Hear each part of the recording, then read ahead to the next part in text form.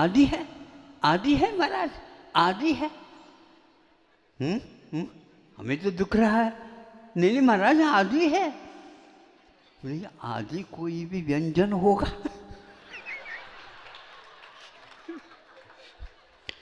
आदि कोई बुंदेलखंड के व्यंजन होगा? नहीं महाराज, आदि आदि ही है, पूरी है ही नहीं। बात तो बिल्कुल ठीक है, गलत नहीं कह रहा हूँ, और मैं भी गलत नहीं कह रहा हूँ, लेकिन दिमाग घूम गया।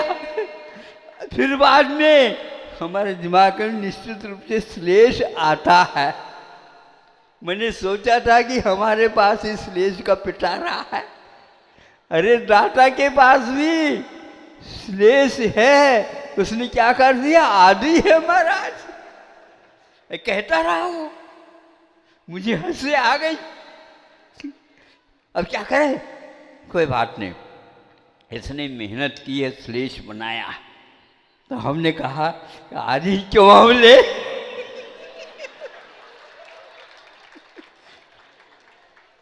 हम आदि क्यों ले, क्योंकि जिसका नाम ही ज्ञात नहीं था आज तक, हम पूछ लेंगे बाद में आदि का होते।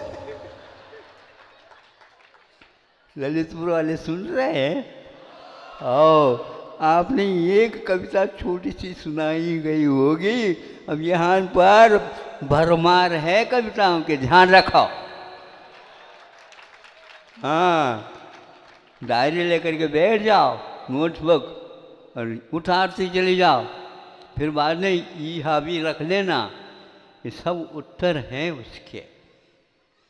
इसलिए जब ये मालूम पड़ा इतनी सारा जो इतनी सारी फसल आ गई है, किंतु ये फसल केवल खाने के लिए है, बोने के लिए नहीं है। भारतवासियों, भारत तो याद रखा, किसी जमाने में था भारत।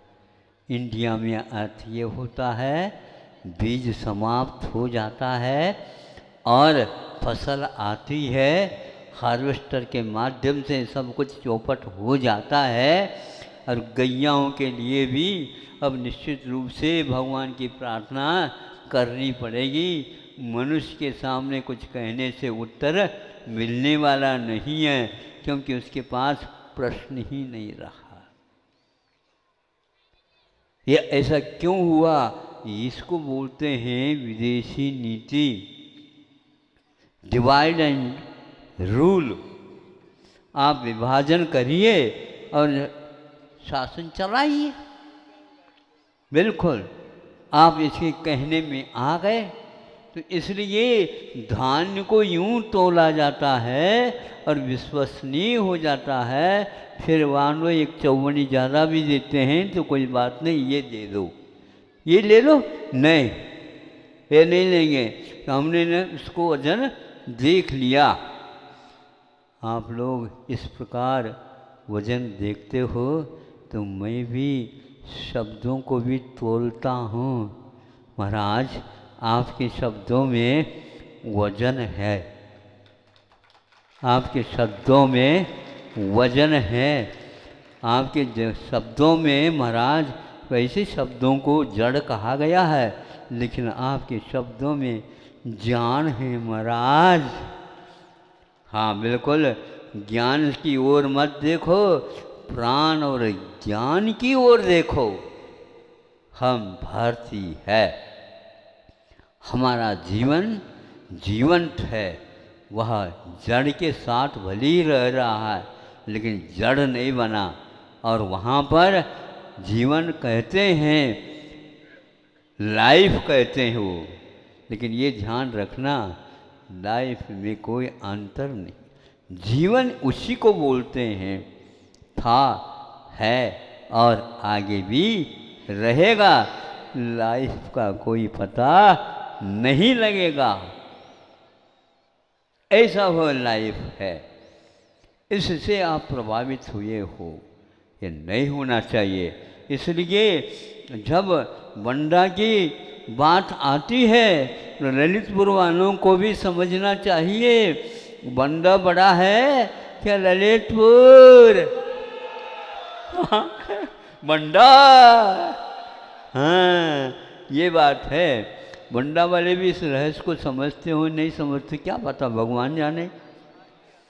लेकिन बंडा इसलिए है कि वह 2 साल भी रखेंगे, 3 साल भी रखेंगे तो भी उस बंडा में रखा हुआ अवश्य सुरक्षित रहेगा। किंतु आप जो 3 महीने में लाए हैं ना, वह बहुत जल्दी इल्लियाँ पड़ जाएंगी और वहाँ फिर उसी में से कुछ निकाल करके आप बोना चाहें, हे भगवान वर्षा दो, हे भगवान वर्षा दो, हे भगवान वर्षा दो। भगवान ऐसे नहीं होते। ये कितना पागल है, जिसके पास बीज तो है ही नहीं वर्षा हो, और वर्षा करके बीज यदि नहीं है तो मैं कैसे वर्षा हूँ? जहाँ पर बीजों का संरक्षण होता है वहाँ पर मेघराज कहते हैं भाई माँ मैं उतर जा रहा हूँ, तो उतर जा रहा हूँ, उतर जा रहा हूँ। हाँ उठाएं। ललितपुर में बांध तो रख दिया, लेकिन बांध के लिए अच्छे मजबूती की भी आवश्यकता पड़ती है। तो जो व्यक्ति बीज के बारे में संदिग्ध नहीं, वो आंखें बंद कर रखा है, तो पहले कहा जाता है वैराग्य पाठ में या आलोचना पाठ में या सामायिक पाठ में इत्यादि में, बीज राख फल भोगवे ज्यों किसान जग मान। क्या कह रहे हैं? तुम चक्री को तो देख रहे हो, ऐसा नहीं है। किसान जैसे बीज को सुरक्षित रखता है बंडा में, फिर बाद भोजन की बात करता है, तो रात दिन भोजन में लगे हुए हैं। आज का युग इसे कोई पता ही नहीं। इसलिए कब खाना चाहिए, कितना खाना चाहिए, ये सब कुछ उत्तर मिल सकता है, लेकिन क्यों खाना चाहिए ये जीवन की बात होती है। खा करके मरने के लिए नहीं होता, क्योंकि मरण तो निश्चित है, लेकिन मरण होने से पहले हम जीवन को ऐसे बनाएं तो मृत्युंजयी बन जाए। बोलो ललितपुर वालों, मृत्युंजय बनना चाहते हो क्या? हाओ हाउ तो बोलो। बुंदेलखंड में हाउ कहा जाता है और इंग्लिश में HOW हाउ कहा जाता है। कौन सा चाहो? हाउ। अभी हाउ बोलना नहीं आ रहा, क्योंकि इंग्लिश आ गए ना बीच में, इसलिए ऐसा हो रहा है। इंग्लिश को निकाल दो अपने दिमाग से, अपने आप में आ जाएगा। बुंदेलखंड का ये मंत्र है। हमने कहा हाँ महाराज क्या बोलना? हाउ, ठीक है हाउ, लेकिन हाउ का अर्थ आप ही भूल गए। मैं कभी भी ना नहीं कहता, नहीं समझे? नाना भी नहीं कहता, क्योंकि double negative 1 equal to positive, ऐसा नहीं बोलता मैं। हाँ ना हाँ हाँ कहता हूँ, न नाना कहता हूँ। इसलिए नफा हुआ तुला हुआ ही उत्तर देना चाहिए। यदि बच्चा बहुत सारे उत्तर दे देता है तो अरे इसके दिमाग में बात समझ में अभी आई नहीं, प्रश्न क्या होना चाहिए।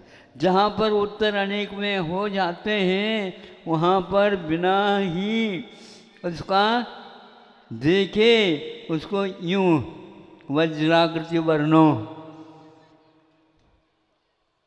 क्रॉस जिसको बोलते हैं, यह लिखा जाता है कि इसमें कुछ भी तथ्य नहीं है, यह प्रश्न उत्तर है नहीं। इसलिए कि आप लोगों को हमने ये कह दिया कि किसान से कुछ सीखो, बनियाओं से मत सीखो। हाँ, और वह किसान हमेशा हमेशा बनियाओं की ओर न देख करके प्रभु की ओर दिखता है, और वह अच्छा अपने भी और दूसरों की भी रक्षा कर लेता है। क्या पता आप लोगों को हमने संतुष्ट किया क्या नहीं किया, किंतु आज का रविवार तो ये याद रखने योग्य रविवार है, इतना तो हमने समझ लिया। ये ललितपुर वालों के वजह से ये सब कुछ हुआ, उनको पल्ला पड़े या न पड़े, लेकिन सारी दुनिया सुन रही है कि वह लास्ट में जो बहुत दूर केवल खड़ी है, वो जनता खड़ी है कि बैठी है ये पता नहीं लग रहा है। उसके लिए भी हमारा पहले आशीर्वाद है, बाकी सामने वाले बैठे तो बैठे ही है ही, उनको मिल ही गया होगा। हाँ हाँ महाराज, क्यों नहीं है, वहाँ तक जो आशीर्वाद जाएगा तो हमें का अवश्य ही वह, हाँ, लेकिन यहाँ धक्का भी दे सकता। हाँ, यही से तो जाएगा, लेकिन हम ऊपर से भेज देते हैं ताकि आप लोगों से बच कर के वहाँ तक वो पहुँच जाए, नहीं तो यहीं पर पकड़ करके आप रख दें, मुश्किल हो जाएगा। सुन रहे हो क्या नहीं? बहुत अच्छा। मैं सोच रहा था कि आज मैं स्वाध्याय कर लूँ, लेकिन इतना लोगों को स्वाध्याय कराना था, लेकिन कैसे हो सकता। जिस दिन मैं चाहता हूँ वह बुद्धिपूर्वक चाहता हूँ, उस दिन नहीं होता। अब क्या करें, कुंडली ऐसी होती, खुदा ऐसा। आज तो बिल्कुल ही दिमाग काम नहीं कर रहा था, लेकिन दिमाग वाले आ गए ना सामने, काम करने लगा। उत्तर तो देना पड़ेगा, बहुत सारा था, लेकिन इतना ही पर्याप्त समझता हूँ। 4:30 बज गया। आप लोग व्यवस्थित होकर के सुने हैं और आगे के लिए भी इसी प्रकार अपने जीवन के बारे में सोचेंगे, समझेंगे। किंतु विदेशियों के द्वारा जो जीवन की परिभाषा, लक्षण बांधे हैं, उससे हट करके अपने को अपने जीवन के बारे में समझना है। अहिंसा परमो धर्म की, बोधि समाधि परिणाम शुद्धि, सातों उपलब्धि शीशों की शुद्धि। जल में गति आ जाए, सरिता बन सागर मिले, सागर बूंद समाए। एक यात्रा है जड़ की, यानी जल की। जल एक बिंदु के रूप में रहता है। प्रार्थना करती है अन्य अपने सहपाठियों को कि तुम आ जाओ, और कैसे आ जाएं, दोनों मिल जाएं तो अवश्य ही यात्रा प्रारंभ होगी। उसके बिना यात्रा संभव नहीं। तो वह बूंद के बूंद मिलने से जल में गति आ जाए, जल में अपने आप में गति आ जाती है। तो फिर वह गति क्या करती है, उन्नति को प्राप्त होती है, प्रगति हो जाती है। तो वह एक रेखा बन जाती है, उसी रेखा का नाम सरिता है। और वह सरिता रुक नहीं सकती, क्योंकि एक के पीछे एक, एक के पीछे एक, एक के पीछे एक बूंद जुड़ती जा रही है, जुड़ती जा रही है, जुड़ती जा रही है, और जा करके सागर में मिल जाती है। लोगों ने पूछा, हे सागर तुम्हारा परिचय क्या है? तो मेरा परिचय मैं क्या कहूँ, मैं तो एक बूंद में समाया हुआ हूँ। यदि ये लोग श्रम नहीं करते और अपनी गति को इस ओर नहीं बनाते तो निश्चित है मेरा कोई अस्तित्व नहीं होता। आज सागर को लोग यूँ बहुत बड़ा, लेकिन इकाई की ओर किसी की दृष्टि नहीं है। यह एकमात्र श्रम का परिणाम।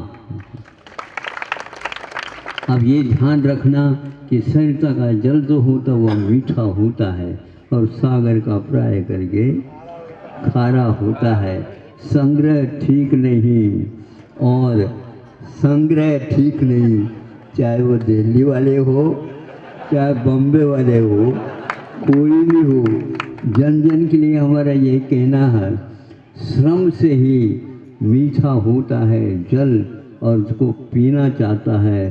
दुनिया के प्रत्येक जन जन उसको पीना चाहते हैं। इसलिए इसका संक्षेप से श्रमदान यह नामकरण किया गया है और इसके पीछे जितना इतिहास खोलो उतना ही कम है। हमारे श्रमण संस्कृति के नायक जो कोई भी हुए हैं उन सब का श्रम इसमें निहित है। प्रत्येक व्यक्ति जड़ न बने, चेतन बने, किंतु होशियारी के साथ वह आगे की यात्रा चालू करे। इसलिए आज बहुत दूर से लोग जो श्रम करके आए हैं, सुना है गत साल भी आए थे और श्रम करके अपने पैदल यात्रा के माध्यम से, बिल्कुल ठीक है कि श्रवण संस्कृति के जो कोई उपासक होता है वो अपना कर पात्री होता है और पद यात्री होता है और ये सारे पद वाले यात्री बन करके यहाँ पर इस पवित्र स्थान पर आए हैं। आज एक मांगलिक कार्य हजारों वर्ष के लिए होने जा रहा है। ऐसा यह सहस्त्रकूट की शिलान्यास की यह तिथि अपने आप में मुहूर्त बनती चली जा रही है। सोचा नहीं था कि इस प्रकार होगा, क्योंकि चातुर्मास समापन की ओर है। वह सुबह से शीघ्र वाली बात करके हमने सोचा कि रखो तो रखो, जल्दी करो। तो वहाँ पहले होना था, लेकिन आज वह श्रमदान का भी पूर्ण रूप होना था, इसलिए इन लोगों को भी रुकना पड़ा। नहीं तो वैसे दिल्ली वाले रुकते ही नहीं। ध्यान रखना, स्टेशन पर आने के उपरांत सबको रोकना पड़ता है। जब तक गाड़ी नहीं आए और गाड़ी के दो सीटी जब तक नहीं बजे तब तक कोई भी जा नहीं सकता। तो इनको रोकना पड़ा, प्रतीक्षा करनी पड़ी और वह एक प्रकार से सहस्त्रकूट के अपने आप में अलग रूप से वह भी एक मंदिर है और उसके समोसरण मंदिर के सामने है। इसके दानदाता भी यहाँ पर आप लोगों के सामने खड़े हैं। अब ये श्रम के बिना वह योजना आपकी कभी पूर्ण नहीं होने वाली है।